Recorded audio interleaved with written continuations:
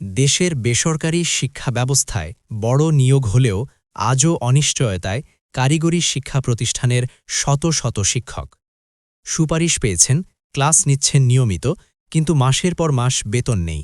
এই বাস্তবতায় দিন কাটছে তাদের। দীর্ঘদিনের শিক্ষক সংকট দূর করতে বেসরকারি শিক্ষক নিবন্ধন ও প্রত্যয়ন কর্তৃপক্ষ এনটিআরসিএ ষষ্ঠ গণবিজ্ঞপ্তির মাধ্যমে বড় পরিসরে নিয়োগ প্রক্রিয়া শুরু করে। স্কুল, কলেজ, মাদ্রাসা, কারিগরি ও ব্যবসা ব্যবস্থাপনা শিক্ষা প্রতিষ্ঠানে মোট ১ লাখের বেশি শূন্য পদের বিপরীতে আবেদন গ্রহণ করা হয়।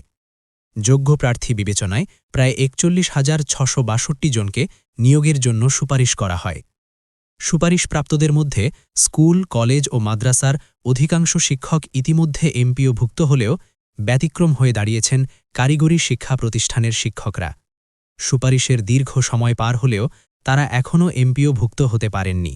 ফলে মাসের পর মাস বিনা বেতনে পাঠদান করতে বাধ্য হচ্ছেন তারা।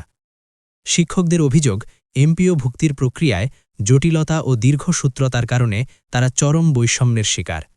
একই গণবিজ্ঞপ্তিতে সুপারিশ পাওয়া সত্ত্বেও এক শ্রেণীর শিক্ষক বেতন পাচ্ছেন আর অন্য শ্রেণীর শিক্ষকরা পড়েছেন অনিশ্চয়তায়। এতে অনেক যোগ্য ও অভিজ্ঞ শিক্ষক কর্মস্পৃহা হারাচ্ছেন, যা কারিগরি শিক্ষার মান ও ধারাবাহিকতার জন্য বড় হুমকি হয়ে দাঁড়াচ্ছে। সংশ্লিষ্ট সূত্র জানায়, কারিগরি শিক্ষকদের এমপিওভুক্তির জন্য অধিদপ্তর থেকে মোট ৪০০টি ফাইল উত্থাপন করা হয়েছে। যাচাই বাছাই শেষে এই ফাইলগুলো ২ ধাপে নিষ্পত্তির সিদ্ধান্ত নেওয়া হয়েছে।